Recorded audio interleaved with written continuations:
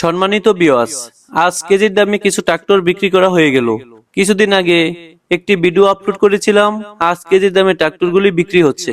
Viewers, আপনারা দেখতে পাচ্ছেন ট্রাক্টরগুলি মাপা হচ্ছে। ভিউয়ার্স, আজ প্রায় ৬-৭টি ট্রাক্টর বিক্রি করা হয়েছে এবং আরো কিছু ট্রাক্টর রয়েছে। আপনারা যারা কেজির দামে ট্রাক্টর ক্রয় করবেন, স্ক্রিনে দেওয়া নম্বরে যোগাযোগ করে আপনারা কেজির দামে ট্রাক্টরগুলি ক্রয় করতে পারবেন।